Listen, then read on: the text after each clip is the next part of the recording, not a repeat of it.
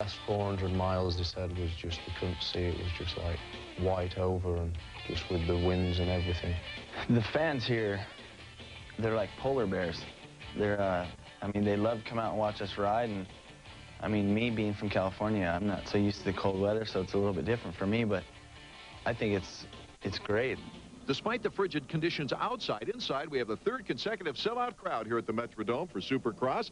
And I think, David, they came to see if Jeremy could do it again. Well, probably. I did. Jeremy's awesome, and he's got it all rolling his way right now. But for everybody else, round two, they've got to settle down and try to put some pressure on Jeremy, get it figured out quick before he's gone. There's always high expectations going into a season. A lot of arm pump in that first race in Orlando. Right. Well, a lot of the favorites that we would have expected to see up front probably just riding a little nervous, more than usual at the first round. I would expect now they are able to settle down and ride to their potential. Here at the Metrodome will be the first time we'll see the 125 riders from both the East and the West get together. That'll be exciting. Well, it should be very exciting. I know the first round in the heat race between Pichon and Ferry was handlebar to handlebar, good action, and now more competition from the West Coast, so you can guarantee that's going to be good. Round number 2 from Minneapolis, Minnesota coming up as we take a look at the future Supercross schedule. Perhaps with the track builders that it might be dangerous, but at any rate, it's nice to see that we're turning right. They head right into the whoop section, which is kind of interesting off the start. It should keep the pack pretty close. Then a rhythm section, a double back through another rhythm section, a triple jump onto the finish, and then the sand pit, which has been getting really rough through there. It's given the riders a lot of problems. Another triple, then probably one of the most difficult sections on the track tonight, the Dragon's Back. I think the riders, they wanted a tougher track, and they got their wish tonight. As we get ready for heat number 1, let's go over the qualifying procedure. Each rider runs in one of 2 heats. The top 4 from each heat transfer directly to the main event. The rest go on to the semifinals, where the top 5 make it to the main. Riders have only one more chance then at the money if they didn't make it then. The top 2 finishers in the last chance qualifier rounding out the field of 20 riders. Here in neat heat number 1 for the 250s as they start revving up. Phil Lawrence, Damon Bradshaw, Michael Craig, Brian Swink, Steve Lampson, Larry Brooks, Greg Albertine. 30-second board is down now. They're revving up, and they will start with the drop of the gate any moment now. They're off. It's Mike Craig, number 17, and taking over is Damon Bradshaw, number 28. Out in front, Bradshaw and Craig with a real first-lap battle underway. Craig getting fantastic starts this year, getting off to see if he can protect that inside line. Bradshaw's close enough to jump in there if he leaves the door open. Michael Craig, looking very quick in practice, has come off here in heat number 1, trying to qualify for the main event. As he goes over the finish line jump, heading for the beach. The sand very soft. You see Bradshaw right there had a little trouble with it. Let the front end get away from him. He also gets sprayed by the guy in front. They get sand in their face. It's hard to see through there when you're following. Sean Kalos is in 3rd place right now as they go over the Dragon's Back. Making a move from 2nd place, Damon Bradshaw on the whoops. Michael Craig, though, just won't crack, number 17 on the Honda of Troy. Well, I think if Damon can keep the pressure on him, that seems to be one of Craig's weaknesses. When he's got somebody right back there and he's forced to think about him, he starts to bobble. And Bradshaw, he doesn't have any pressure behind him, so he can go after Craig and leave the door wide open here and there and take a few chances. Right now, the top 4 that would go to the main if it ended right now is Michael Craig, number 17, number 28, Damon Bradshaw, number 52, Sean Kalos, and number 16, Greg Albertine. That's an amazing story. Greg Albertine going down at the first round in Orlando, dislocating his shoulder, comes back, and here he is running, qualifying for the main event. And I think one of the surprises, Phil Lawrence, who we would have thought we were expected to see out front, is way back in the pack. He's got a lot of work to do. Phil Lawrence, 2nd place in Orlando. A great privateer performance by Phil. Right now, Lampson sneaking up, trying to get into that top 4, has made the pass on Larry Brooks. Now you can see that Mike Craig, he's got the speed. He's starting to pull a little lead on Bradshaw. The front runner is starting to separate. However, I think Albertine started to put a little pressure on Kalos. They had a good battle in the preliminary with Kalos taking the win. Lampson coming through the sand real heavy as we see Michael Craig, Damon Bradshaw, the top 2.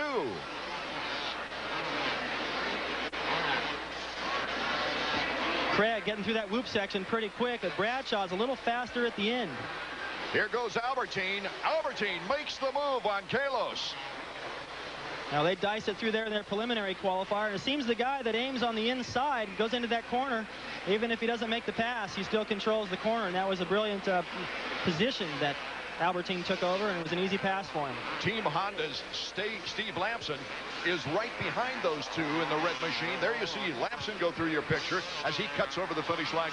That is a real battle for the final transfer spot. And we'll be back with the finish of heat number 1 right after this. Underway. We've got heat number 1. It's been Michael Craig, number 17, out in front. But right now, Bradshaw is picking up on him. He's almost on his fender going over the dragon back. There you see Greg Albertine in 3rd place. He is hounded by Steve Lamson, number 4, and Sean Kalos, number 5. Now Lamson's got an interesting line exiting that dragon's back where he jumps completely out of there, and he's making time on everybody and also through the whoops. Here's our real battle. Number 17, Michael Craig, who got the whole shot, has been able to hold off Damon Bradshaw, even gained quite a lead on him during this first heat, but Bradshaw now is hounding him. Well, this is good to see. I thought Damon maybe was falling back, and that's not a good sign for a guy that finished on the podium in the main. But he seems to find his rhythm. He's definitely putting the pressure on Craig. Oh, we've got a good race here in the first heat. The fans, a packed stadium here at the Metrodome. Bradshaw goes wide into the dragon back, and let's go down to Davey Coombs, who's with Dean Baker of Honda of Troy. Dean, how important is this race to Mike's confidence right now? Well, it's pretty important. The heat race is always good to transfer straight out of there. But we've been fast all weekend from press day until now. I've been telling Mike he's fast all day, and I think he can do it. Good luck with it. So far, he's been able to hold off Bradshaw now as he's picked up a couple of bike lengths as they go into the finish line jump. This is the final lap of heat number 1. Well, if Bradshaw's got something up his sleeve, he better pull it out now. I think they have some different lines, and the thing that makes this track exciting is that whoop section, because you can make up or lose a lot of time, and Craig knows that. We've got Lamson in 3rd and Greg Albertine comfortably in 4th with lappers in between. But right now, the real story here is, can Bradshaw making a move on Craig? Can he take him now? Coming out of the technical section, Bradshaw tries to cut him off. Oh, Michael Craig just won't give up. Craig doing an excellent job of holding off Bradshaw right there. Bradshaw had the inside, and Craig just didn't leave him an inch. Checkers for Michael Craig of Honda of Troy. Team Yamaha's Bradshaw right behind him. Steve Lamson qualifying number 3. His team Honda doing a nice singing job in front of the Suzuki of Greg Albertine, who also goes right to the main. What a performance by Albertine, Dave. Fantastic. I didn't even expect to see him here, and he's he couldn't hold off Lamson, but he definitely is in the main event, and Craig was fast. Damon Bradshaw gave him a good challenge. Let's hear about it now. Let's go down to trackside with Davey Coombs. Start to finish, Mike. That's the way you want to ride him. Yeah, you know, my Honda Troy Cinesella back bike is that's working awesome. I got the start. Went out there and I had the lead. I think I had a pretty comfortable lead, and I seen Damon get right on back of me, so he made some time up somewhere. But you know, towards the end I started riding defensives. That's why he got so close to me. But he's a good rider, so you know, I had fun out there riding. He also has a reputation of being almost as aggressive as you are. You know, I've been trying to get more aggressive this year. In the last couple of years, I just let him go by and take off. It's not going to happen this year, Damon. I was hammering on him last week in Orlando, and I couldn't get him. But it seems like, you know, he's going fast every week, so you know, he's someone that's going to be up towards the front. And if I can't beat him, maybe he can go out there and beat McGrath. That'd be good. All right, back upstairs. Thank you, Davey. An excitable Michael Craig. He didn't want to give any room either to Ryan Hughes in Orlando as he clipped him in the back and Ryan went flying. Two had a little altercation afterwards. It's all been settled. They were even roommates after they had to spend the same night in a hotel room, and their flight didn't get in here because of the storms. Well, I think that was good for both of them to settle their differences and not get out here on the racetrack and carry that grudge. And, you know, we're seeing a lot of class this year in this sport, a lot of competition. There's a look at the next lineup. That's Mike Brown right there, checking out his goggles. A look at Jeff Emmett getting a little rub down from his mechanic. Important to stay loose. McGrath starting right next to him, 1 and 2. They did that in the main event last week. McGrath, Huffman, Larocco, Hughes, Jeff Emig, Mike Brown, some of those that we'll have our eyes on and we expect to be out in front. Some dark horses. Ezra Lusk is in this particular heat with Denny Stevenson, Jimmy Button, Josh Steele, Dave Castillo. Adam Humphrey looked very good in qualifying. on number 617. Okay, they got the engines warming up now, Dave. What's going through their mind? They're nervous. You know, that McGrath getting some last-minute signals there from his mechanic, Skip Norfolk. I wish I knew what he was telling him. That would be cool. Probably the same thing every week. Do it again. He usually says something to loosen him up about this time. Probably just go out there and have a good time. He's got LaRocco in this one. He's got Huffman in it. This is a stacked heat. Looks like a main event. I keep saying that, but there's so much competition this year. It's been exciting. When the 32nd board is dropped down, then they have anywhere between 5 and 10 seconds. They don't know when that gate's going to drop between that time. And I like where LaRocco's lined up. If he can get off the gate good, he's got good position because he's got the inside. I'm surprised to see the favorites lined up so close to the middle of the starting line, because if anyone, even a privateer, gets off ahead of them, they're pinched out. Okay, we're almost set to go now for heat number 2 for the 250 qualifying. And it is Jeremy McGrath. Who else? Jeremy McGrath as he heads into the tabletop section at the far end of the track. He is followed by Ezra Lusk, number 34 on the Suzuki. DeMint, number 33, is in third. LaRocco with not too bad of a start, but not good enough to stay up with Jeremy. He's not even going to get a look at him, even if he moves into second place. Jeremy will probably be gone. Jeremy McGrath out of the sand with a tight turn going into the triple to the flashbulbs pop from the stands. Ezra Lusk, who has been fast, is coming back from an awful year last year, his first season in 250 action. And once again, all Team Kawasaki riders all bunched right together. None of those guys able to get off the line, and they probably got 10 seconds behind Jeremy already in the first lap. Kyle Lewis making the move on Jeff DeMint right there. Kyle Lewis, number 11. Jeff DeMint holding on, number 33. Ryan Hughes has gone down at the end of the whoop section. He's getting his bike up. It seems to be okay, but McGrath still with a huge lead. This big clump of riders behind him fighting for the position amongst themselves, and they're not even going to get to see what Jeremy does. Let's take a look at it. Jeff DeMint from Honda of Houston is second. Kyle Lewis third. Lusk on the inside coming out of the sand. Jimmy Button, number 100, after a year in Europe, is trying to get back on this American Tour, and then it's LaRocco. LaRocco got his work cut out. Usually when you're following a big cluster of riders like that, they're taking up all the lines, especially in the whoop section. There's nowhere left for him to go. Jeremy McGrath with a 7-second lead here in this very short heat race. Kyle Lewis holding off DeMint, and it's a bunched up crowd with Ezra Lusk, number 34, Jimmy Button, and then Mike LaRocco. Well, it's like I said, Art, a lot of the privateers, DeMint and Lewis, a lot of those guys lined up on the inside, got off to good starts, pushed all the favorites wide, and they're stuck back in the pack. Mike Brown went down right before the tabletop section out of the whoops, and so he's way back there. Ezra Lusk followed by Jimmy Button as you saw him flying by into that very difficult dragon back. That's going to wear the riders out as the night wears on. It's very physical to try to get through there. And look at LaRocco through the whoop-de-doos. He gets a little out of control, but he had a run on him. Jimmy Button, LaRocco cuts inside now and has Ezra Lusk and Jimmy Button all in one move, basically. That was a smooth move. Look at these guys behind him. Lusk pushing Button off the racetrack. Button gets back on unscathed, but it's LaRocco making a smooth move, and he moves up onto the back of DeMint. He's got a little ways to go to catch him. LaRocco in 4th position. So should he hold that, he would qualify. Ezra Lusk in 5th. Not really challenging, but Jeff Emig now is moving up on Lusk. You see LaRocco, number 8 on his new Suzuki. LaRocco, of course, coming over from Kawasaki. Had that reconstruction of the knee, the rehab, and he's come back very strong after getting a little bit more of his timing back race after race. He is challenging Jeff DeMint right now. LaRocco just racing his way back into shape. And I think he shouldn't have too much trouble getting around DeMint. In 2nd, Kyle Lewis still. DeMint in 3rd. LaRocco in 4th. And we'll be back with the finish of heat number 2 at the Metrodome in a moment. The finish line jump.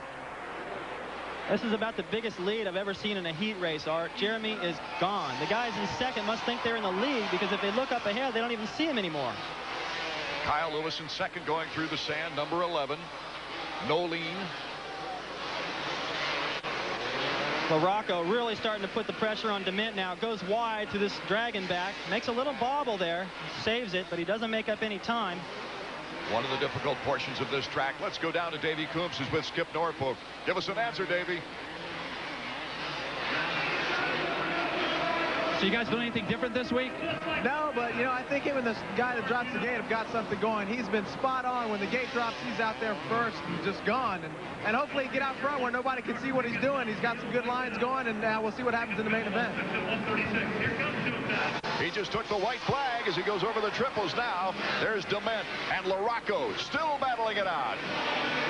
Well, I like what Skip said. He said no one can see what's going on in LaRocco. Out of the sand.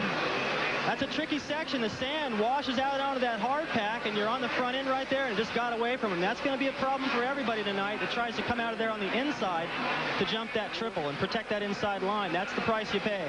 Jeremy McGrath, they've had a race here, Supercross-wise at the Metrodome 3 years, and he has won it the 2 years previous. The battle is right now for second place. And a rider is down in the far corner. The checkers for Jeremy. Emig coming across. Kyle Lewis coming across. Emig's a lapper, though.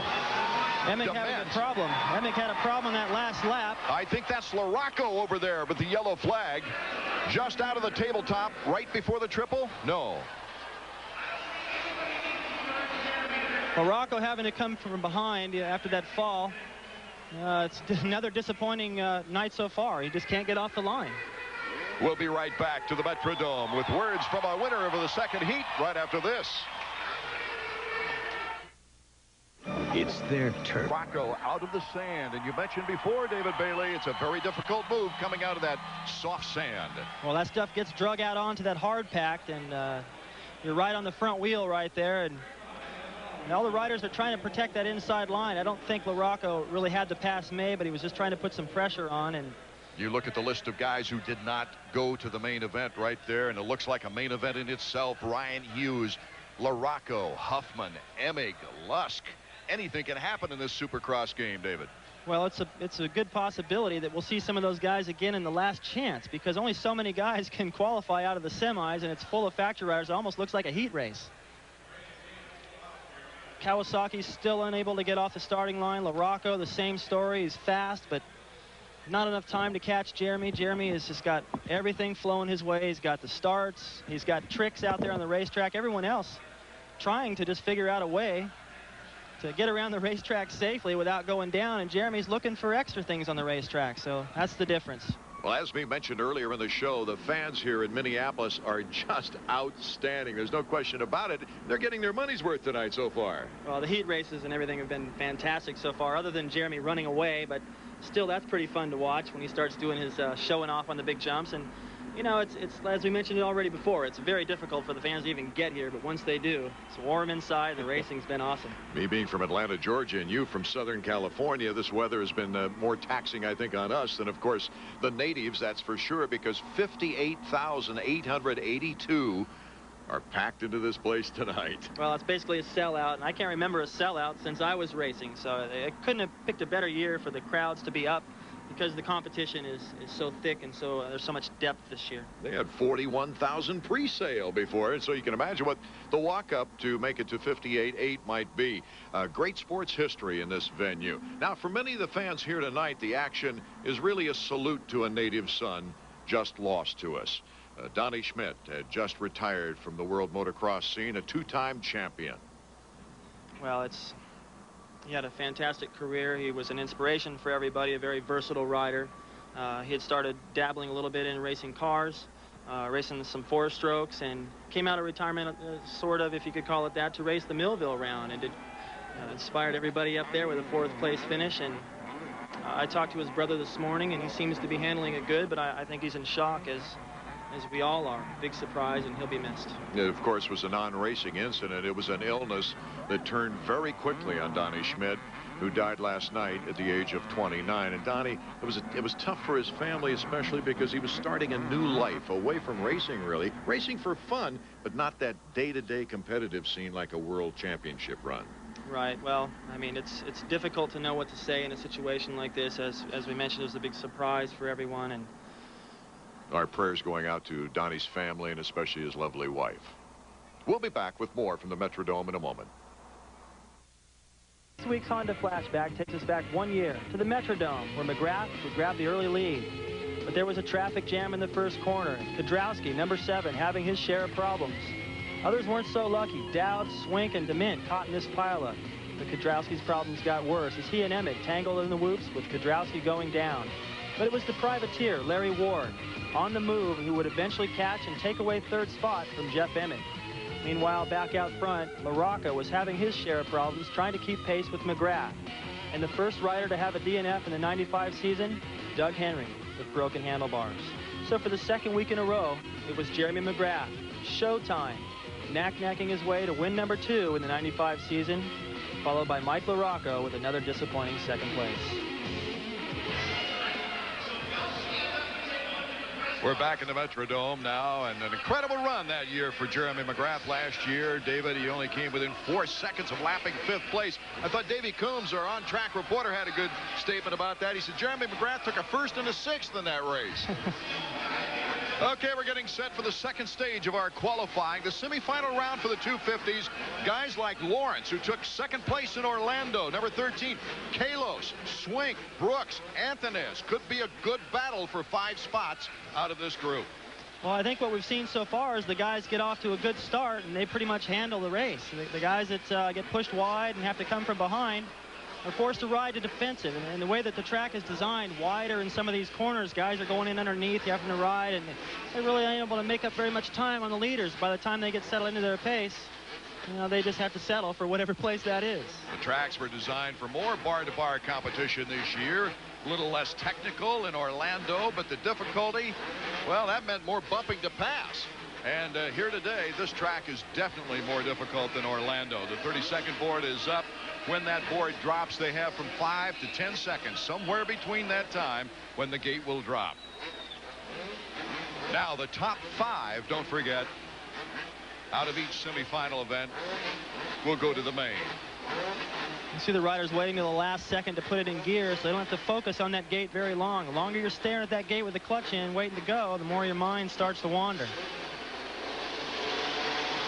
Okay, we're ready to go. Look at the anticipation. It's Larry Brooks, number 36, the hole shooter. But right there, and close behind, Brian Swink, number 23.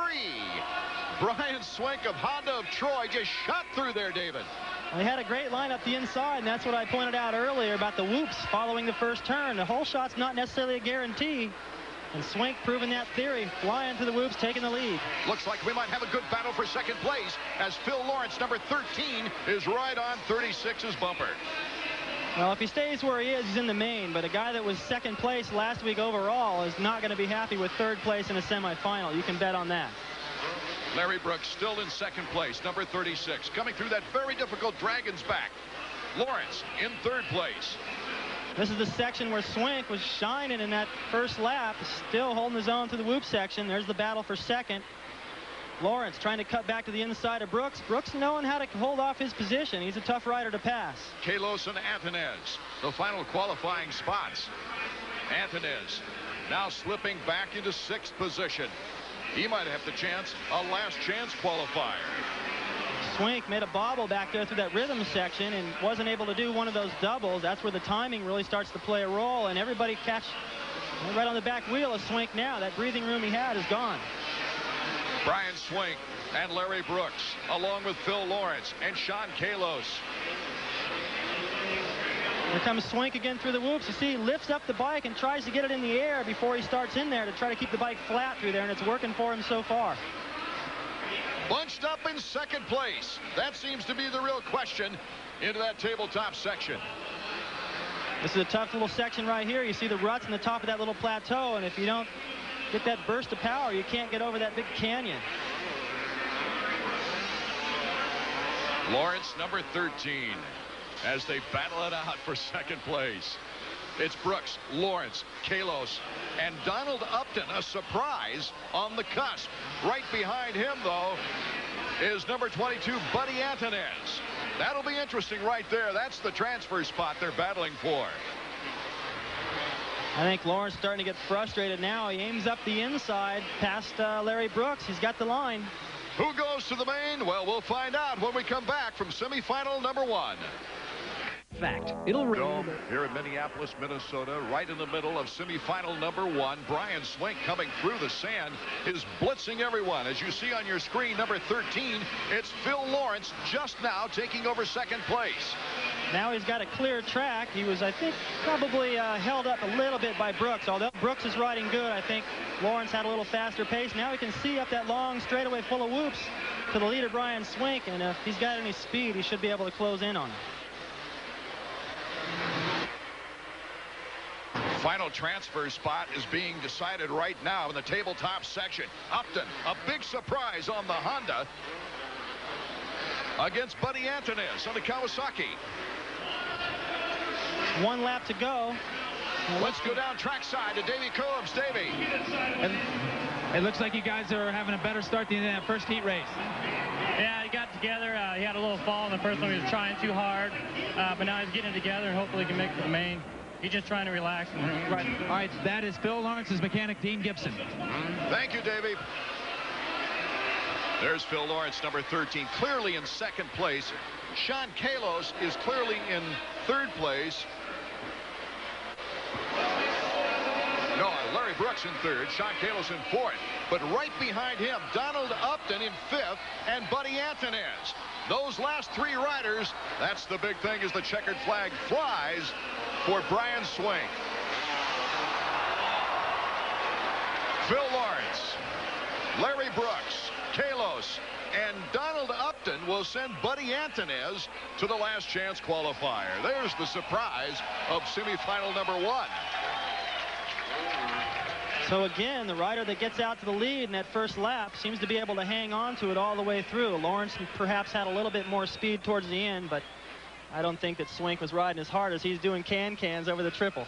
Well, Brian Swink, of course, originally from Michigan. He's used to the cold country up here as we see him slow-mo taking the checkers here in semifinal number 1. He now trains and lives down in a little warmer climate down in Florida. But Brian Swink doing a great job in this one. He hit the podium last year in Pontiac, Michigan. We'll be back with more from the Metrodome in a moment. Where we've gone through semifinal number 1 with Brian Swink, Phil Lawrence, Larry Brooks, Sean Kalos, and Upton. The big surprise in the triple digits there is number 632, making it directly to the main event. And before we get ready for semifinal number 2, which is stacked with stars, let's go down to Davey Coombs on the podium. Brian, you and your Honda of Troy teammate Mike Craig, that's 2 wins in 3 250 races so far tonight. Yeah, that's pretty good. You know, our Honda of Troy team is really good. They're putting out a lot of effort, you know, to have us on the best bikes out there, and I think we are. You know, we're a privateer team. We ain't got the billions of dollars that the other teams have, but, you know, we're showing we can go as fast as them guys. That was your best race, I think, since your injury last year. How you feeling? Oh, okay. I made a lot of mistakes right off the bat because it's been so long since I've been up front. I haven't raced since, like, June. And last weekend was my first time. I'm still getting some arm pump, but, you know, it's starting to relax a little bit and ride a little better, so hopefully I can get a good start in the main. You didn't have a very good start last week in Orlando, but I noticed you were very strong at the end. Yeah, you know, I trained hard in the off-season. Everybody thought that I hadn't been because I gained some weight, but that was my plan. I think I was too skinny before I gained some weight. And I feel like I'm stronger, and hopefully, you know, it'll prove to be. Let's take it back upstairs. Okay, Davey, as you see another slow-mo of the anxious and victorious Brian Swink. He had a serious look on his face getting ready for that main already, didn't he?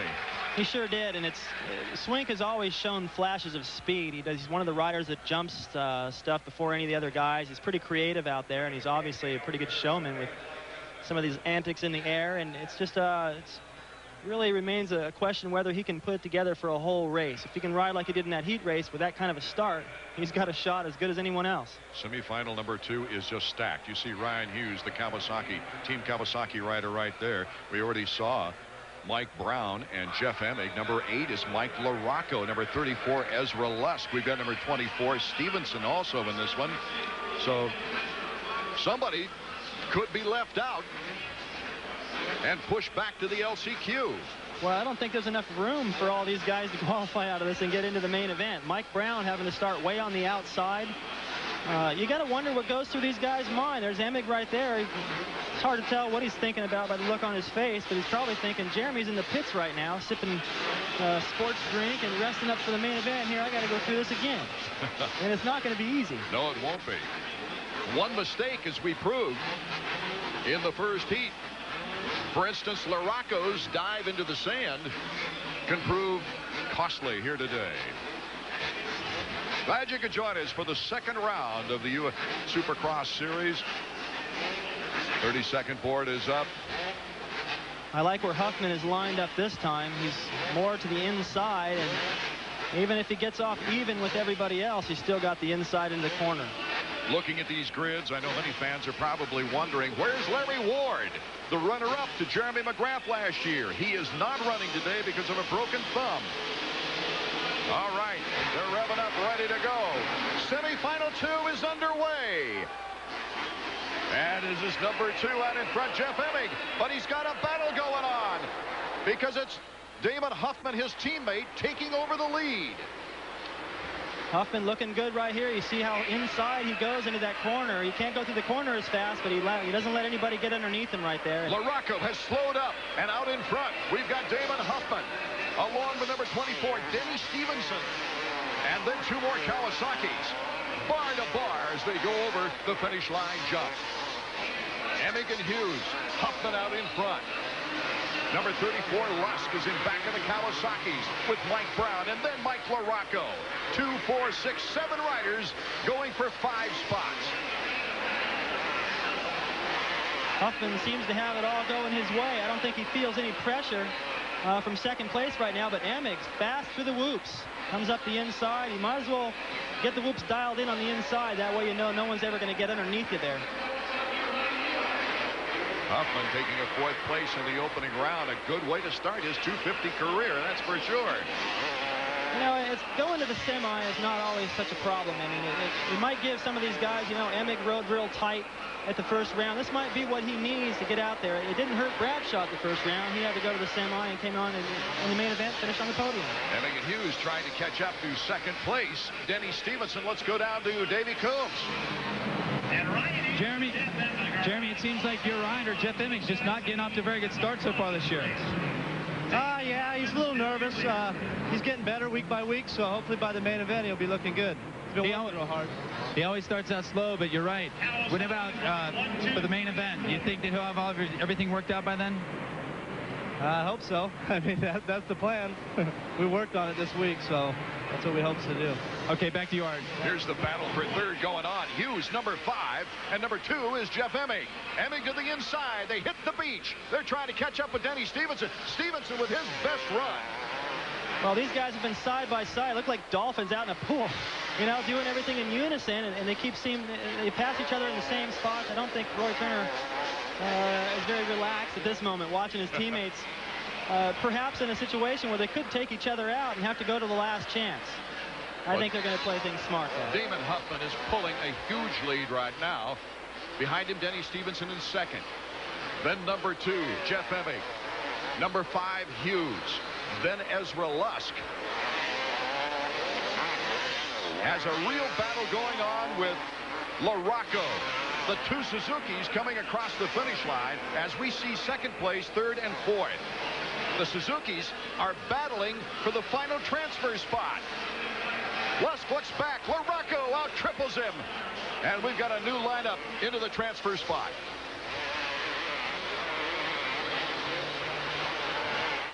Does your stomach... Art Ekman and David Bailey along with David Coombs. We've got a last lap situation here in the second semifinal round. 5 riders out of this semifinal round qualifying. Out in front is Damon Huffman.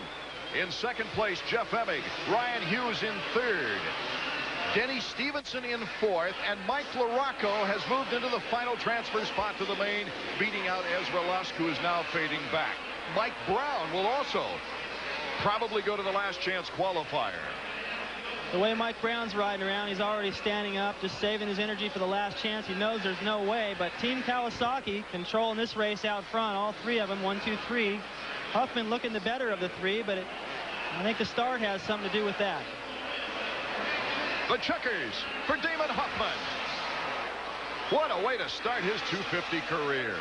Nothing but green bikes coming over in the first 3 positions as Huffman is number 1, Emig number 2. Ryan Hughes qualifying 3rd. Denny Stevenson. What a performance by Denny Stevenson. And Mike LaRocco barely making it to the main out of this semi. Stevenson on an independent team. Great Western on the Kawasaki. We'll be back with more action and go down and get some comments from the winner of the semifinal round number 2 after these words. Event Huffman, Emig, Hughes, Stevenson, and LaRocco not having to worry about that final LCQ. Let's go down to Davey Coombs with our winner. Damon, Kawasaki's 1, 2, 3 in that race. That's got to be good for team morale. Oh yeah, that's real good for Kawasaki, but too bad it wasn't that way in the heat race. But everyone don't make it out of the heat the first time. But I'm glad I won that. I didn't want to get no worse of a pick, so I'm happy about that. What's it going to take to beat Jeremy McGrath in the main event? Well, it's going to take a whole shot, and depending on where he starts, you're just going to ride the track. There are so many different lines out there right now. You can't worry about everyone else. Like, that's what happened to me in the heat race. That time I just whole shot it and just rode. Finally, it looked like last week you were really strong at the end of Orlando. You almost got on the podium. Do you feel tired tonight, or do you feel up to par? No, I feel good. We've been ready a long time ago, so I think that's really good. Damon Huffman on his way to the main event. He's fought the jitters pretty well for a young 250 rider, David. Well, I like his approach, and that is that he said at the first race, he just wanted to try to get in the top 5. Now, here's a kid with the talent, I believe, to run up front. With Jeremy, I don't know yet. But he knows that, to put the pressure on himself to run up front in the top 3 is maybe asking a little bit too much. It's his first season on the 250, and that was the same kind of goals that McGrath set for himself in '93. Emig and Hughes right behind him. We're expecting a little bit more out of Emig because of the veteran, but look at the banging going on. Yeah, I don't know how comfy Roy Turner was at that moment, because these guys were getting in there and rubbing bars a little bit, and I think they're smart. They're grown up, and they know that teammates, they need to be a little bit careful with each other, and that's how good these guys are. They can get in there and bump. They can even bump in the air sometimes and still pull it off. A fine signature from number 10, though. Damon Huffman winning that semifinal number 2, the 2-time 125 Western champ, making a mark in the 250s, and we'll be back at the Metrodome with more Supercross action right after this. As we're getting set for the 125 main event, while you were away, the last chance qualifier took place in the 250s. Honda of Troy's Mike Brown and Suzuki's Ezra Lusk made the cut to the main. Ezra had to battle with Buddy Antunez in a final lap. Well, the last corner, it was, you could say it was more than a battle when Antunez ended up on the ground. The crowd was into it. Lusk had to do what he had to do. Usually he's the one that ended up on the ground, so he's in the main. 125 main event. Riders now with the parade lap. Mikel Pichon, number 1. They've got Dowd, who's very popular here with his fine performances in nearby Millville. Tim Ferry. And then out west, the Western riders joining the Eastern riders for the first time on the season. Wyndham, Pingree, Pedersen, Raynard, and Dobb on a Team Suzuki machine. Now, David Pingree won very convincingly heat number 1. And we asked him, well, we'll wait for that anyway as we check the starting grid for the 125s. Well, if you had to bet any money, I don't know where to put it. These guys are, it's looking more and more like the 250 class every year. All these guys are getting better and better. With the East-West, there's so much competition. Pichon, obviously, has to be the favorite here. Wyndham looking sharp, but unable to get off the line. And one of the riders I was surprised with was Robbie Raynard, who had dealing with an injury. I didn't even know if he was going to ride tonight. He didn't ride very much practice, but he came out and looked pretty good in the heat race. Let's go down near the starting box now to Davey Coombs. Davey? And you know what? During the pre-race introductions, I noticed a really funny thing stand down here. The AMA has a rule that riders are not allowed to step out in front of the starting gate. But as they came out to talk to the trackside announcer, a few of them were doing just a very small dance like this, where they were kind of patting their feet down to pat their starting gate down, get a little bit better traction. The AMA officials didn't see them, but we'll see if it makes any difference. Watch what Wyndham does. He thinks that Wyndham, with that outside starting position, will get a jump on things. Well, he's going to need it. What about advice? He needs to bring that 250 up here. He can get a good start on that one.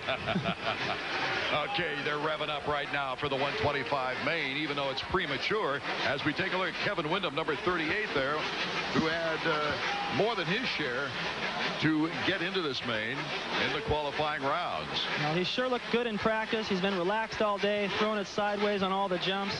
There's a look at Jezik right there. A lot of pressure. And probably a little bit of pride on the line. Is the East better than the West? Most of these young people are really youngsters. For instance, Raynard is graduating from high school this year. I still like the spot. I like where Dowd is starting. I like where Pedersen is starting. Deegan, Corey Keeney on the inside. I think that's going to prove to be the best place to start. If Windham can't get off to a good jump out of the gate, he's going to get pushed wide. 32nd board is still up. Riders, it's time to get nervous as we get set for the second round of 125 action this year. Now from 5 to 10 seconds, that gate will drop, and our 125 main will be underway. Windham with a pretty good start on the outside. He'll come around the first turn behind Pingree. Number 29, Pingree. Corey Keeney also in there. It's Keeney, number 39, out in front.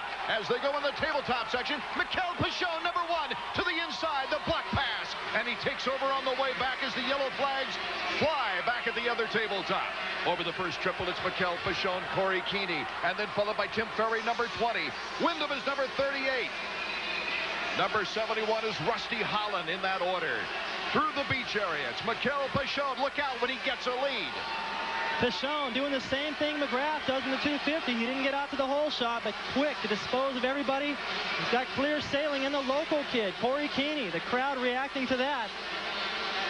Corey Keeney's going to be quite a story in this race.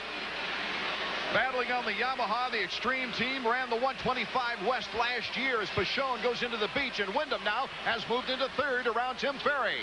Wyndham's got that whoop section dialed in. He's coming down the inside. We'll have to keep our eyes peeled to see if he can get underneath Corey Keeney on the next lap if he can't get him before. But you can see, even though these guys are battling, Pichon in first place, but Windham leaps into second place. I was about to say, even though these guys are battling, Pichon appears to be getting away, but that's exactly what Windham had to do. Get into second place and stay in contact with Pichon before he gets too big of a lead. There you see the lead between Pichon, number 1, and number 38, Kevin Windham. Off the Dragon's back. It's going on the far side of the whoops, and Windham is steamrolling through those whoops. Well, I think he's a little bit taller than Pichon. He's able to use those long legs and keep that bike flat through there. Kevin Gaining Windham, a little bit of time. Kevin Windham running the 250 in Orlando and did a nice job placing in single digits there. So Pichon, even though it looked like he might open up a lead, Windham got right in there, did what he was supposed to do, trying to keep... No one's going to do anything about Pichon unless they can put the pressure on him. Pichon already showing Windham, the big triple. They go into that very difficult section. Pichon even looked back at him. Well, no one's been able to put pressure on him. Let's go down to Davey Combs. It looks like Kevin's really running fast right now. How hard was the transition from a 250 to a 125 this week? I think the 250 helped him from last week because just gave him more strength. And he's just riding the 125 really good. So we'll see what happens. We got a ways to go. So. Oh, my goodness. Back and forth we go. Here goes Windham again. Out leaping Pichon has the edge over the finish line jump. It's number 38 and number 1. Kevin Windham into the beach first on Mikel Pichon. Timmy Ferry's back in third. Pichon, what a great event.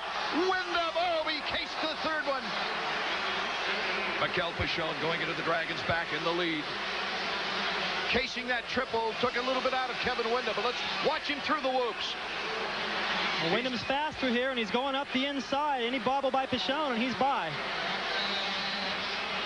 Oh, this is the greatest battle we've had in a long time in 125 action. Pichon looks back. Windham boxes him out. Good clean pass. Good clean pass, and I like what the track designers have done this week. They've left a lot of room in the corners. That's opened up the passing lanes. Here comes Pichon back up the inside, showing him a wheel, but Wyndham's able to hang on to it. This looked like it's going to be a race-long battle between these two. Mikel Pichon from nearby Le Mans, France. Kevin Wyndham. Wyndham getting a little bit, he's trying to protect that inside line coming out of the sand, had to go to the inside, couldn't do the triple. Pichon able to do it, made up a little bit of time on him. Perhaps Pichon can see what Wyndham's doing to this whoop section now. Maybe he can learn a little bit, get some pressure back on him. Kevin Wyndham out of Baton Rouge, Louisiana, and in third place now Timmy Ferry's coming up on Pichon as Pichon looks like he's losing ground on Kevin Wyndham, number 38. You see him on the screen. It's really difficult to tell from the riders what's going on. He could have any kind of problems going on, sweat in his goggles, and it's cold around here, but it's hot, and this kind of action, perhaps his arms are pumping up, but he's definitely losing ground to Wyndham right now. Wyndham's found his rhythm. He's doing the triple, no problem. Ferry starting to put pressure on Pichon. Kevin Wyndham, he'll be 18 years old at the end of February. Mononucleosis slowed down his rookie season. Here comes Ferry, along with Pichon in second and third. The Honda stopwatch as we check out the lap times for this 125 action main event from the Metrodome in Minneapolis. It is Kevin Wyndham on the second tabletop, coming around to the first triple, and he has made a lot of space right now on Mikel Pichon.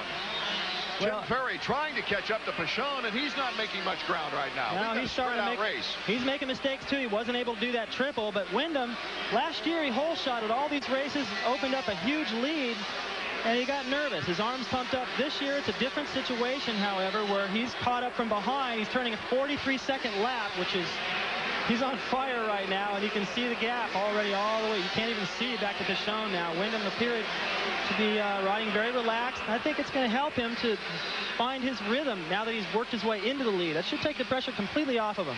Last weekend in a warm-up race, Robbie Raynard put a face plant into the side of a hill in trying to warm up for this opener for Robbie on the Western Division. Let's go down to Davey Coombs, who's with his father right now. Robert, I saw where Robbie's already out of the race. Is that a result of the crash last week? Yeah, his neck's just hurting too much. He tried, but couldn't do it. It has to be a big disappointment. Yeah, for both of us. Let's go back upstairs. Right now, Kevin Wyndham has moved out to a 4 to 5 second lead on Mikel Pichon. Tim Ferry in third, and we'll be back to the Metrodome for the finish up on the 125 main right after these words. Flashback. Let's return to the very first Supercross in Minneapolis, 1994. More than 50,000 fans, a great crowd, saw the battle for the hole shot between Matasevich, Craig, McGrath, Stanton, and Kudrowski. Mike LaRocco goes down in the first turn. Two more top riders would hit the deck, Emig and Lamson. Emig got out from under his bike to hear the cries for help from Lammy. A tailpipe burn on the back of Lamson. Emig, the savior. Number 19, Craig on the Yamaha, gets by number 21, Matasevich, the early leader. Craig joining Yamaha when Bradshaw retired. Jeremy McGrath back in fourth, but he was on a tear. He passed number 8 teammate Doug Henry for third. And then number 1 passed Chicken for second place. Watch number 19, Michael Craig. He'll bobble just a little bit in the ruts, and that leaves the room for Jeremy McGrath to cut to the inside and go on for the win. Craig and Kudrowski joining him on the podium. Welcome back to the Metrodome. Main event action. And we've got a rider down, and it doesn't look good for Chad Pedersen. Right near the second triple as our camera zeroes in on Chad, the Pro Circuit Kawasaki rider from Fort Dodge, Iowa. It looked like he just simply cased it. Well, it's been difficult for the 125s all night to get a run at this triple. There's hardly any run at all. I was amazed that they were even clearing it. They're coming up a little short. I didn't see what happened, but I would have to assume that he came up way too short. Chad Pedersen coming off a great national outdoor season where he was the top privateer, earning him the ride on Pro Circuit. But right now we go back to our leader, Kevin Wyndham. Kevin Wyndham has just looked tremendously strong in this race as he goes over the finish line jump into the sand. Behind him is Mikel Pichon right now just riding a smooth race in second place. Way back from him is Tim Ferry, number 20.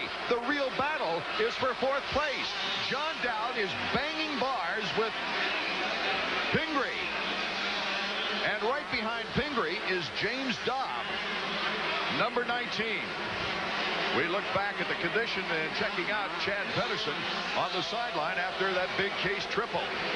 That's scary. You sure don't like to see a guy lay there that long. Pedersen looks like he's racked himself up pretty good, and I hope that he's able to walk away from that. Okay, John Dowd, number 7, is battling in the 4th right now. He took a 2nd place in Orlando with a good, strong performance, but right behind him, the guy who says he wants to win the Western Division this year, David Pingree, on the Pro Circuit Kawasaki, number 29. Behind him is a great story. James Dobb did not really have a ride this year, and then all of a sudden, because of Craig Decker's injury, he was given the ride of Craig Decker's Team Suzuki bike. Dobb also, after, on a race-to-race basis, when Gray comes back, Dobb will have a sponsor, Quicksilver, to continue his ride with Suzuki. Let's go down to Davey Coombs, trackside. I got Chad Watts down here. This is Mikel Pichon's mechanic. Chad, can we expect a late charge from Michel? Hopefully so. I think he's trying to be kind of smart because Kevin's on the West Coast and he's on the East Coast, and he don't want to take any chances to sacrifice the championship. So hopefully that makes the gap up. Well, that's a good strategy. I was about to point that out. Pichon is very clever, and he knows that in order to win the 125 East, he doesn't have to beat Wyndham. He doesn't seem to have the speed to match him tonight, so play it smart. Keep Ferry back there, and he's been doing that. Pichon in 2nd place, Ferry in 3rd. Ferry is not making a move as we're looking back at 4th place. Number 7 is John Dowd, the Team Yamaha rider. Number 29, though, cutting to the inside. Pingree putting the heat on John Dowd as they go on the camel's back. That dragon's back is a vicious, vicious element over there. Pingree with an inside line out of there. He aimed all the way up there, but the strength for Dowd is up those whoops. He's able to muscle his way through there to the inside, passes him right back, and both these guys very strong. They're sort of short and stocky. They're both well conditioned, and I think that's what it's going to come down to. Off the 2nd tabletop as they head to the 1st triple. It's John Dowd, number 7. And Pingree right on his tail. Tries to box him out, does so right before the finish line jump. Pingree moves into 4th place. That's what happens in those big wide corners. Now here comes Dowd back up the inside, takes the line away. That was an excellent move. He does it right back. It's just been a seesaw battle the whole time with riders. As soon as they leave a little bit of room, the guy sneaks in there. They slow each other down in the process, but they're battling for position. It's a mile up to 3rd place where Ferry's still running. Not only did Dowd cut in front of him, but he also prevented Pingree from taking a double jump there on the 250 triple. Let's go down to Davey Combs. Davey's not with us yet. More yellow flags are out. We've got the final lap of the 125 main. It is a runaway with Kevin Wyndham in his first 125 race of the year. Wyndham.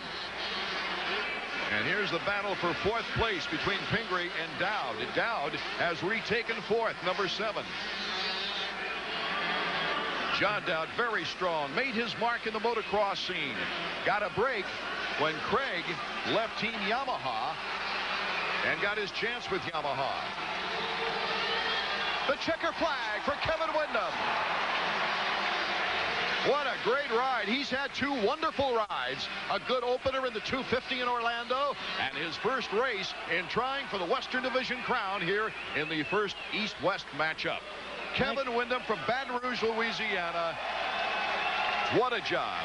I think the key there is he's finally healthy. Now we're seeing what he can do. We're seeing his potential, and I think he had to have a lot of confidence coming off that 250. He took a 2nd place here last year at the Metrodome, so he must love this cold weather outside and makes it hot inside. We'll be back with more from the Metrodome after these words. It's in Orlando, the good box out, and then Kevin just with great strength and finesse ran away with it. Let's go down to Davey Coombs. All right, I'm down here in the winner's circle with a first-time winner, Kevin Wyndham. You have to be extremely excited right now. Man, that's just awesome, man. I'm just so excited right now. You know, we got off good and got a good hole shot. Me and Pichon had a good race and did some banging, and fortunately I could get out of there and just ride on to my first win, man. This is awesome. Last year wasn't your best year. You had a little bit of injuries and everything like that. Is this the new Kevin Wyndham? Yeah, it is. I feel a lot smoother this year, and you know, I hope to do good things and keep this going throughout the whole season. All right, congratulations, Kevin. And right here we have Mikel Pichon. Mikkel, it looked like early you guys were going to have a great race, but then Kevin seemed to get away from you. Yeah, Kevin was way too fast for me tonight, and he was very good. He didn't make mistakes, and I was very tired. After like a couple laps, after 3 laps, I was already tired. I think I got a cold, but I don't know. I was not like last week. I was very fast, I have a lot of snap, and tonight I was, I don't know, after a couple laps I was already tired. I made many mistakes. I was nervous, and maybe because of the first race, East and West, I don't know. But it's still good for my championship because I was in front, Team Ferry, so that's pretty good for championship. That has to be a small victory because although you didn't win the whole race, you did beat everyone from your region. Yeah. Okay, and I think we have Tim Ferry here. Tim is our third place rider. Tim, third 2 weeks in a row. I know that you want more than that. Yeah, definitely. You know, I always want to finish first. I knew it was going to be a little tougher coming in this race. Me and Pajam been battling out really hard in the qualifiers, and he seemed to get me on the edge. But I felt good. I felt relaxed, riding smooth. And I think if I could have just stepped my pace up a little more, I could have ran with the guys. I ran with them in the beginning, and I just started making a few mistakes, and I just got to correct that for Atlanta. Obviously, the 125 class has gotten so competitive that if you don't start in the top 3, it's hard to get up there at the end. Yeah, it is, especially on this track. It's really hard to make up time, and you know, if you don't come out first, second, or third, you might as well forget it. You're going to be battling with people you usually don't battle with. But you know, my bike's running good. My Suzuki's running real great. I can come off the start a little bit behind everybody by the end of the first turn. I'm right there in the top 3, so I can't complain. And what about the championships? At least you're right behind Pichon in points. Yeah, you know, not too far. I would like to have beat him. I was just thinking about when I was riding. It'd be nice to get those points on him. But we have 10 more races. We got a lot of 12 races this year, so I got a lot of time to make up. But I don't want to catch up. I want to be at the lead at the end. Let's take it back upstairs to you, Art. Okay, thank you, Davey. Kevin Windham, in his first Western Division race, gaining the very valuable 25 points. Mikkel Pichon, by virtue of second place in this combined East-West affair, has taken over the clear-cut lead in the Eastern Division. Tim Ferry is actually spelled F-E-R-R-Y, and John Dowd along with David Pingree. I thought Pingree had a wonderful weekend here as well. Well, he sure looked good. I know he'd probably like to be up there with the leaders, but the start seems to be the key. If you can't get off the line good and get up there with those guys and stay in contact with them, it's tough to, like Ferry just said, to make up time out here. And that was the problem for him. He's definitely working his way up the ladder. And there you see it, some of the exchange. That was the pass for the lead, I believe, early on. He got around Corey Keeney, the local boy, and went on to challenge Pichon in what was a great battle back and forth. I was hoping that would continue, but I think Pichon was too. But Pichon talked about making mistakes and not having that snap, but I think perhaps sometimes your competition can take that out of you, and Windham was definitely on fire tonight and deserved that win. Okay, the ambulance, of course, for Chad Pedersen in a vicious crash as he tried the outside triple closest to the stands and cased it big time. Do we have a report yet on Chad Pedersen? We're staying here with Mike Hooker. Mike, we saw Chad Pedersen go down over there. What exactly happened? I think he just came up a little bit short on the triple. Cased it, went over the bars, hit his head pretty hard. He was out for a couple minutes, but he's back too. He knows where he is. He knows what's going on and doesn't complain of any body hurts other than that. Sore head. All right, we wish him well. Thank you. But David Bailey, that is good news. That's very good news, because when we got a close-up of him laying on the ground, his eyes were kind of twitching, and he didn't move for a pretty long time. And it's good to hear that he's doing better. And well, this was an incredible race between Kevin Windham and Mikkel Pichon for several laps. And then finally, Kevin Windham took over for the lead and to move into the lead into the Western Division. But Pichon will lead the Eastern Division with 47 points. Dowd and Ferry right behind him with 40. The Champagne celebration is underway. We'll come back with the 250 main from the Metrodome in Minneapolis after this.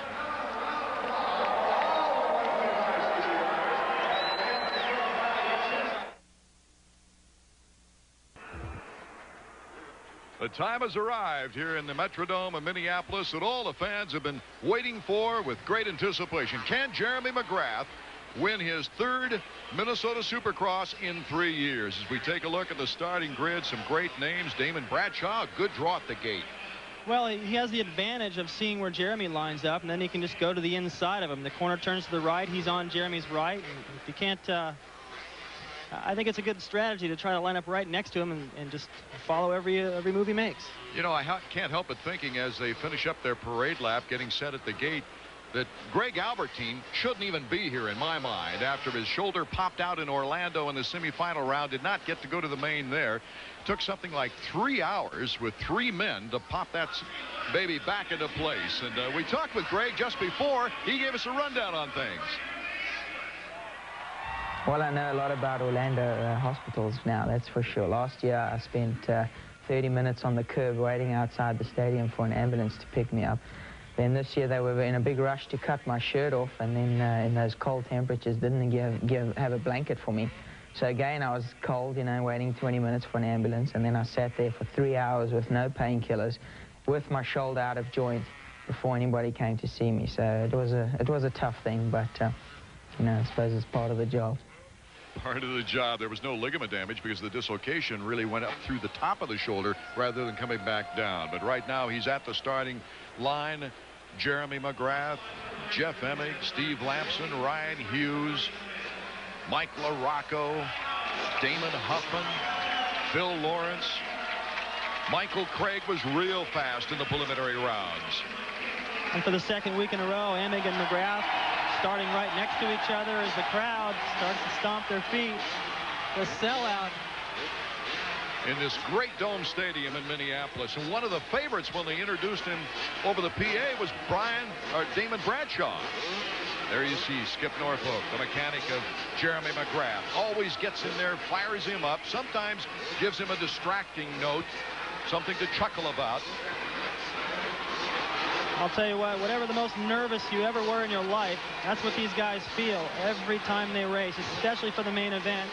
It's probably tough for them to figure out where they're going to figure into things because there's so many guys that could potentially win this race. 30-second board has been up for some time now as the riders making sure their goggles are in place. Number 1, Jeremy McGrath. Number 28 right next to him, we mentioned, was Damon Bradshaw.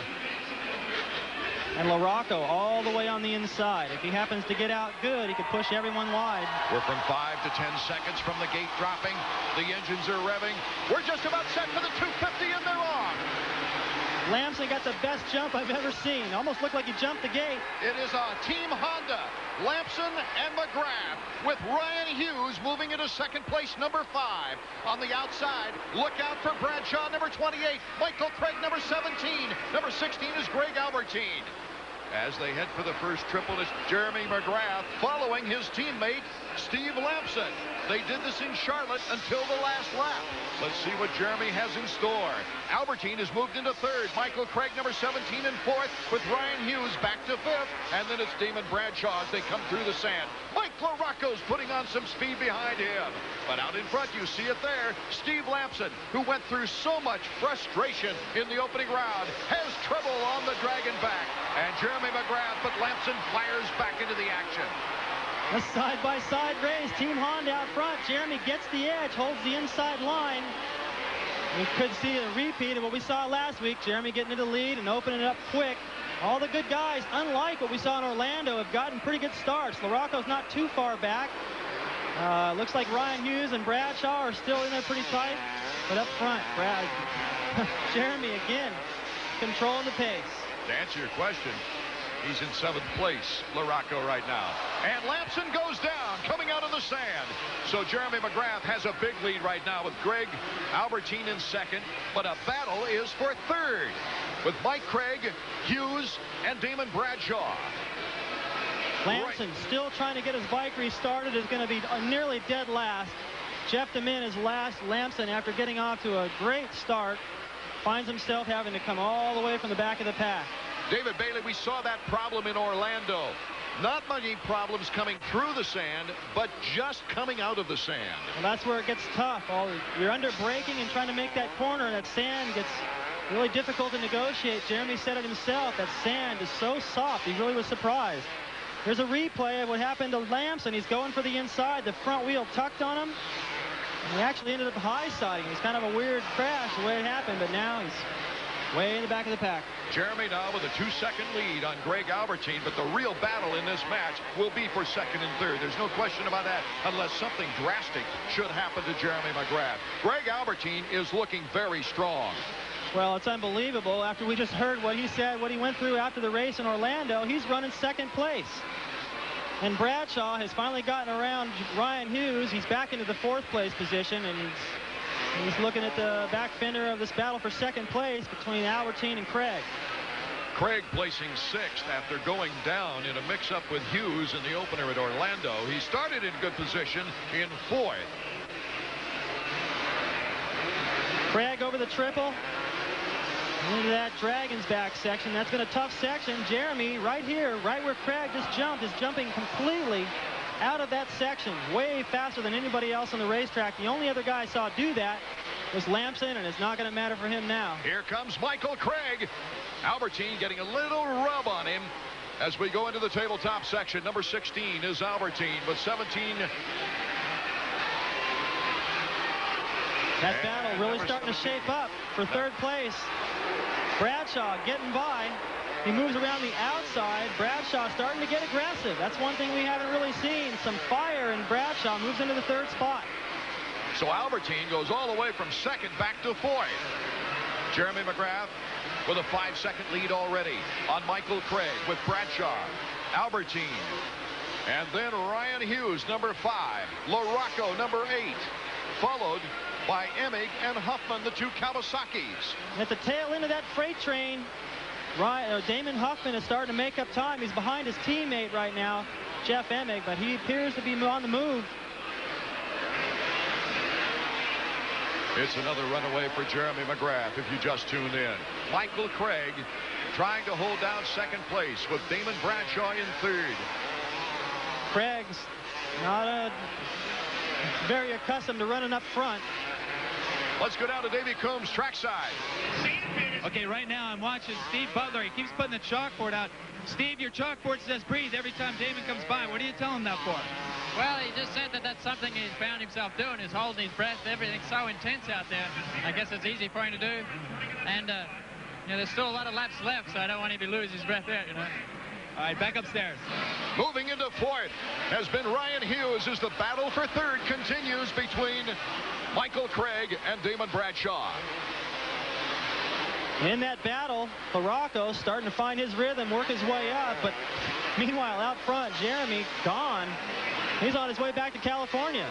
Coming over the start-finish line as we go to the sand, it's Hughes with LaRocco right on his tail, and Greg Albertine in your picture, number 16 on the Suzuki. That battle for 2nd place, I think, is going to get tight. Bradshaw starting to gain some time on Craig. The whole field behind McGrath is starting to tighten up. It's coming down to endurance now with Michael Craig. Stumbles a little bit before going into the tabletop section. Bradshaw, though, waiting for his opportunity, Dave Bailey. Well, he is, but you can see right there, Mike LaRocco, who's moved up behind those 2. I think when Bradshaw and Mike Craig start to get in a battle amongst themselves, we've seen it in the heat races where they actually start to slow each other down a little bit, battling for that inside line that may allow LaRocco to catch up to those 2.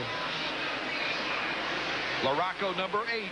Number 5, Ryan Hughes. LaRocco coming from way back, 14th, ending up 5th in Orlando. A great comeback where he started the race a little jittery. His timing was off after being through rehab and that reconstructed knee. And he came back in the second half of the race, David Bailey, and really turned it on.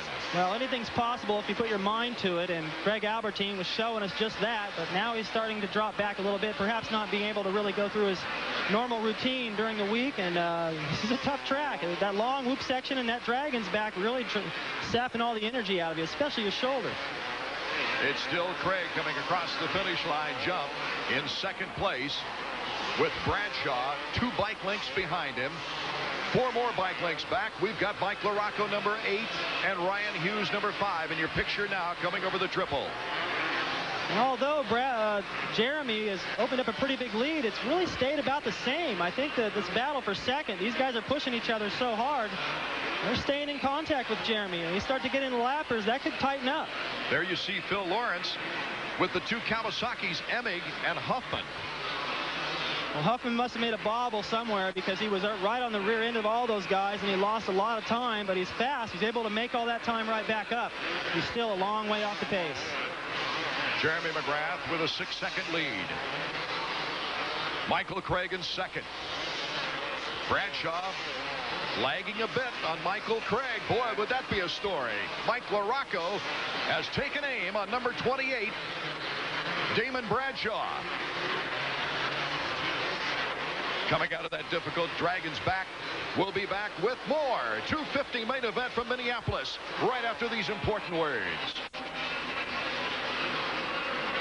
Right there, he didn't do it that lap, but he's been getting into that section and getting a big burst of power, getting out of there, jumping that entire section, saving a lot of time. And it looks to me like this battle right here, they are actually making time right now on Jeremy McGrath. They're just 6 seconds in back. In fact, they picked up a second on the last lap. Michael Craig and Damon Bradshaw. Right. We heard from Jeremy after the first race. He said he was nervous out there, and although he had a big lead, he said his arms did pump up a little bit. And if he looks back and see those guys gaining, that could irritate that problem. McGrath makes a very quick turn of a lap, doesn't he? As he's now starting to pull away once again. Coming through the beach, Michael Craig getting a slight test from Damon Bradshaw. Well, I like what Bradshaw did there. He came out of the sand on the inside and was still able to jump that triple. And if he can do that on the inside of Craig the next lap, perhaps he could get in there and take the line away. Davey Coombs once again is with Steve Butler. Steve, you got Damon in third right now. He's right behind Mike Craig and right in front of Mike LaRocco. Can he hold on? He appears to be, it still really looks to be applying himself in the whoops, and I'm sure that takes a lot of energy this start late in the race. So they're actually catching McGrath, so there's a chance he could win this one if he gets going. Well, we'll keep an eye on that. Art? Lots of optimism there, David Bailey, as we might still have a race on our hands. As Jeremy McGrath cuts through the triples, back in the sand, approaching the triples, you see Michael Craig and Damon Bradshaw with Mike LaRocco on their tail, and Ryan Hughes in back of him. Phil Lawrence, number 13, in back of Hughes. Well, this battle for second has been going on and on. Bradshaw is aiming down the inside of these whoops. If he can get a run on him, he's got it. Look at that! Damon Bradshaw! Oh, my goodness. You saw the sparkle in his eye in the second practice session this afternoon. Let's go down to Davey Coombs. I'm down here at Dean Baker. Dean, can Craig get Bradshaw back? Yeah, I'm telling him to hang tough, that he's got a lot of speed in him, and I told him if he gets a little out of shape, makes a few mistakes, back it down, and take another shot at him. So I believe that's what he's doing. He's going to hang tough with him and come back at him. All right, we got that to look forward to, Art. Hanging tough is exactly what Michael Craig is doing as they go through the Dragons back. Oh, it's a three-way battle now with Mike LaRocco coming up from behind. Here they come through the whoops again. This time Craig's on the inside. I don't think Bradshaw will be able to do much. And here comes Mike LaRocco down the inside, challenging Damon. Left the door open a little bit right there, but Damon back to the inside. Oh, this is a great battle. Look at that. Michael Craig coming back on Bradshaw. That was an excellent move by Bradshaw. He timed that, positioned himself perfect, and then right behind him, Craig got crossed up and took the front wheel of LaRocco. Those two almost, I think LaRocco almost went down right there. Craig looking back, but Bradshaw seems to have the breathing room he needs. He can look up and see McGrath. The laps are winding down, but like his mechanic said, anything is possible. Damon Bradshaw riding a smart race so far with Michael Craig, who's got the speed and proved it earlier in qualifying, right behind him. Well, Dan, I don't see any way that I think Jeremy's got an answer for everything. Even if those guys close up quite a bit, Jeremy's got the speed. He's probably just on cruise control, keeping those guys back there 6 seconds or so. If he notices they're gaining, he seems to have the speed to be able to open it back up. Damon Bradshaw going down in the first practice session. In the second practice session, really had a nice aggressive move. As we take a look at the leader, Jeremy McGrath. He hits the second triple closest to the stands, taking the turn into the Dragon back. Our Honda stopwatch as we look for intervals and, of course, the lap time. That battle for second place is still tight. Craig will not give up. This one, Bradshaw thinks he might have a little breathing room. Craig comes back in there and shows him a wheel, and they're still holding LaRocco back there. LaRocco gets close at times, but he's unable to really do anything serious. Davey, you're down at the track side. Your observation. Well, you know what? We've got a lot of good racing going on up front, but I don't know if you guys have noticed, Phil Lawrence has very smoothly moved into 5th place. That's a privateer who got 2nd last week. Keep an eye on Lawrence. His next target's going to be Mike LaRocco. He just passed Ryan Hughes, and he's now the top Kawasaki in the field again. That's a privateer. Phil Lawrence moving into 5th place after that fine 2nd place finish last week in Orlando. Oh, look out. LaRocco almost came down on top of Denny Stevenson. Stevenson casing the triple, number 24. That was a scary moment. That whole cluster of 2nd back to Ryan Hughes. They all came over the triple. They were already in the air, fortunately, out of the line of you can see right there, he's still on the landing. The guys, when they take off, can't see where Stevenson is. So that was a little stroke of luck there for everyone. Yeah, and bad luck for Denny Stevenson, the great Western team rider. They just signed up a new sponsor. Bradshaw still staying back about the same distance from Jeremy. As you could get a shot of Lawrence right there, he's getting pretty close. Ryan Hughes is pushing him. They're starting to close in on LaRocco. So Lawrence, who was way back in the pack, seems to be the man on the move. And again, like Davey said, the top Kawasaki. I've got an unofficial finger count of about a 5-second lead for Jeremy. He lengthened it, though, going through the whoops as Bradshaw comes out of the dragon back. Well, as Bradshaw goes in that long whoop section, you can look up there and see Jeremy now. He can still see him at the end of this straightaway, and that's got to give Bradshaw inspiration. However, I can see the flagger holding the white flag. We're going to get that pretty quick. Jeremy McGrath with the lead. As we go back in the pack and see Phil Lawrence and Ryan Hughes. Last lap, white flag lap for Jeremy McGrath. Looking for his 2nd consecutive win in 2 races this year. His 3rd consecutive victory here in the Metrodome. Ryan Hughes putting a move on Phil Lawrence in the sand pit. Lawrence losing his momentum. As we watch Jeremy coming around, he's only got about a half a lap to go. Seems to have it all under control, but he's got several lappers right in front of him. One of those is his teammate, Steve Lamson. We might see a battle for 2nd place right now. Bradshaw with Craig not far behind, but Craig now, he runs into trouble. Mike LaRocco jumps over Craig into 3rd place. Oh my goodness, just when Craig was putting a charge on, here comes Jeremy McGrath. He takes the checkered flag.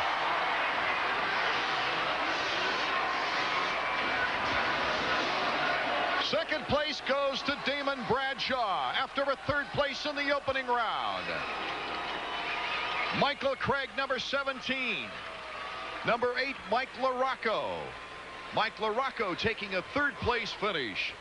And after the tremendous rehab that Mike LaRocco went through and a reconstructed knee coming out of the National Outdoors, he has really shown tough. As we see here, our results page, McGrath, Bradshaw, LaRocco, Craig, Ryan Hughes. We'll be right back with words of wisdom from the winner, Jeremy McGrath, right after these words. Main event has concluded with Jeremy McGrath. He's got 50 points on the season, of course, leading after 2 races with 2 wins. Over with his Team Honda crew, you see Jeff Stanton, 3-time Supercross champion, just to the left on the backside of Jeremy McGrath. Take a look at the celebration at the finish line. McGrath having it all his way. Once again, I don't know what these other guys are thinking. I know that Bradshaw's got to be happy to be on the podium again. LaRocco's got to be happy to have stepped up the pace a little bit from the first round in Orlando, but still, they've got to look over there and see Jeremy already waving to the fans and doing his finish line antics. Here's a look back at Bradshaw through the whoops, keeping that bike flat. Bradshaw flying through the whoop-de-doo section, making some critical passes through there tonight. Taking second place. He's got to be happy with that. He's had a cold all week, and he says sometimes with a cold, he rides better. Well, we've seen him win with the chicken pox in Atlanta, win with the flu also last year. It doesn't seem to matter. And right now, Davey Coombs is with our winner, Jeremy McGrath. Well, we're back down here in the winner's circle. Business as usual for you, Jeremy. Yeah, it was tough in the beginning. I didn't get such a good start. I kind of came out like 3rd or 4th, and a couple guys got me. And had to work hard first couple laps, and then I was really working hard through the race. But sometimes I got a little bit nervous. My arms pumped up a little bit. How about the track? Was it changing a lot out there? Or did it stay pretty static all night? Yeah, they made a couple changes to the sand pit. They put some bumps in there and made it a little bit tougher. And so it's kind of squirrely, but hey, I had a great race, and I need to work on relaxation a little bit more, and maybe I can get a bigger lead, but I'm happy with my win. None of these other guys have figured out how to beat you yet. What would you do to beat you? Well, I don't know. I think they need a 6-lap speed. Okay, Jeremy, congratulations. And staying here next, we have the second place finisher. This is Damon Bradshaw. Damon, one step closer in the comeback. Now you got second. Yeah, it feels good to get second. I felt like I was kind of struggling tonight, but, you know, I'll take these podium finishes. That's my goal, and I'm just happy to be on this thing. It feels real good to have started back racing and be here on the podium. Now, you had a real good race going on with Mike Craig there for a while. What was going through your mind? Were you thinking about McGrath in front of you, or were you just concentrating on that second position? No, I wasn't thinking about Jeremy. I knew, you know, he was out there and, you know, he was riding his own race, and I could see him, but, you know, my main concern was to try to step up that next position, and that's what I was able to do, you know. Like I said, I'm getting there. I feel really good. You know, I could see Jeremy, and I think we got a little closer to him. Those guys behind me were pushing me, and I'm just happy. Okay, one more thing. Your mechanic was putting breathe on the board a lot. How was your energy at the end? It was okay. I've been sick, so it was a little more difficult to breathe, but when I see that, it kind of reminds me I have a problem of holding my breath. But, you know, Steve is working real hard this year, and I'm happy to have him as a mechanic. I feel like he's the best out there, and, you know, the whole Yamaha team works their butt off, and all I want to do is just repay them for all the years they've worked so hard for me. All right, congratulations, Damon. It's good to have you back. And finally, I have the third place winner here. This is Mike LaRocco. Mike, that was a great comeback at the end. Yeah, thanks. Just, you know, went out there and gave it what I got. I didn't have a great night going, so I just figured I'd let it hang out and see where I ended up. Now, what happened with Mike Craig on the last lap? It looked like you guys had a real close battle there. I think he made a mistake and followed, and, you know, I was on the outside with a clear line. I went around him and the lapper. What about Jeremy? Do you think if you started with him, you could finish with him? Yeah, I'm starting to, you know, feel good again. Jeremy didn't really get away from me, you know, as far as where I started from. So, you know, I just got to get out there with him. That's what he's been doing now. For the last few years, he gets out front. So I just got to be there if I want to beat him. And finally, the transition from Kawasaki to Suzuki, how's that going for you? It's going real well. I mean, you know, it's all behind the injury, and I didn't have a lot of time to prepare, but I feel real good. My bike handle's great, so all I got to do is get some good starts, and I think I'll be back where I was. Okay, that's Mike LaRocco. We're going to let these guys get some champagne. Art, we're going to throw it back up to you and David. Okay, Davey Coombs. Nice job down below as Jeremy McGrath wins his second straight. Let's take a look at the top 10.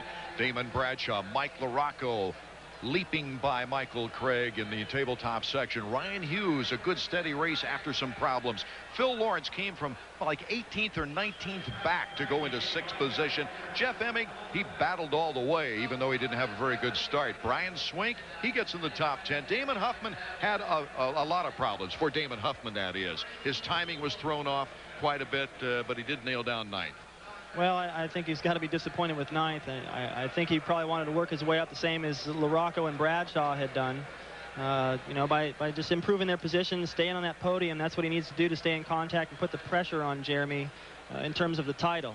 He's got to be unhappy with 9th, but, you know, sometimes you just lick your wounds and move on to the next round. Davey Coombs is down with Roger DeCoster, team manager of Suzuki. Okay, I'm standing here with 5-time world champion Roger DeCoster. He's also the main guy at Suzuki right now. Roger, how do you feel about Mike's finish, 3rd place? Well, I'm very happy today because it's our first podium this year, and Mike coming back from a really serious surgery on his knee, and it's only his 2nd race on the Suzuki. He had a hard time today. He had to go to the semi, and got hurt kind of in the heat race. Yeah, on his shoulder, he got a pretty big impact, and then he had, you know, he came back from about 10th place to 3rd. I think it's an excellent ride because